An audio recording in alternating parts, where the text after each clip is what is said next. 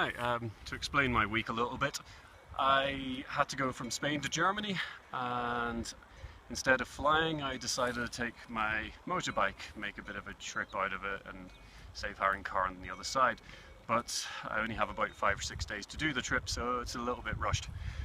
So, day one, I was setting off a little bit further south of Valencia. I've decided to document each day, and so I started off a bit further south of Valencia. The reason I'm filming it now up in the Alps is because it's the road between Valencia and the French border up to Figueres, which was my first stop, is really shit. It's really not enjoyable. I know the road quite well, and I didn't really feel like stopping or taking videos. There was nothing pleasant about it, so I thought whenever I was in a nice place, I'd film and tell you about it. So basically, when you think of Spain, you think, oh, the nice east coast. You kind of, if you're not familiar with it, you think, oh, nice coastal road. You've got the sea views, maybe a few fishing villages scattered here and there. But that's not the case. Maybe it was years ago, but the harsh reality of modern Europe, and especially Spain, is the coastal line is massively developed. Much of it illegally developed. Pretty dodgy planning permission and whatever else. So all along the Spanish coastline, you've just got modern tower blocks and modern tourist towns, and as you drive along, you're just going through traffic. You can't really see the sea because that's all apartment blocks. So you just have to drive at the back, and you just pass shops with selling lilos and ice cream and whatever else. So that's very, very slow and not that interesting. And then you have two other options. The other option is the toll road, which you can really munch up a lot of miles, but on a bike it's pretty much anything. It's mind-numbingly boring. Also, notwithstanding the fact that it's very expensive, and in Spain they don't differentiate between the cost of a car and the cost of a bike on the toll road, which is very, very unfair if you're a biker. So that 400-mile trip up to Figueres would have easily cost 60 or 70 euros. So I decided to take the slightly minor roads, and which a lot of dual carriageway, but take an extra couple of hours, but for the sake of saving 60 euros I did that. On those roads, I didn't really take any video, don't think. I'll try and add some photos into this video if I can figure out how to do that.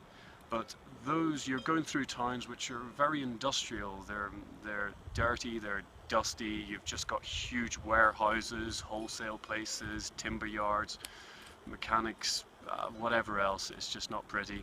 And also, it's the main lorry route for Spain because they try to avoid the tolls whenever possible. So they tend to use these routes. And I think because of the busyness of it, what is quite surreal are there many, many prostitutes. In the middle of the afternoon, even I think 9 o'clock in the morning, I saw a prostitute wearing a thong standing at the side of the road. So you'll see lots of like plastic chairs, maybe an umbrella, and a prostitute sitting in it every at parts every few hundred meters. So motorists just stop and they drive off somewhere, I don't know, whatever, like they just, I'd imagine it's a bit minging.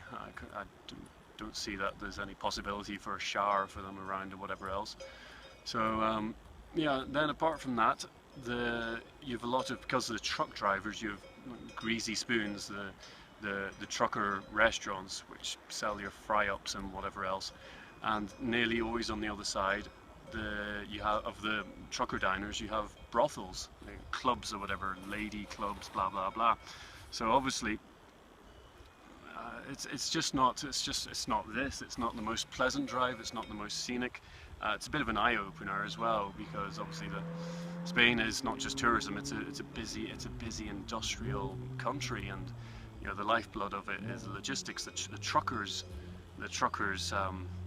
delivering things everywhere. So as you bite into your ice cream on your Benidorm beach, it's being delivered there by sort of a grease-stained, stripper-addicted truck driver, which many of them seem to be.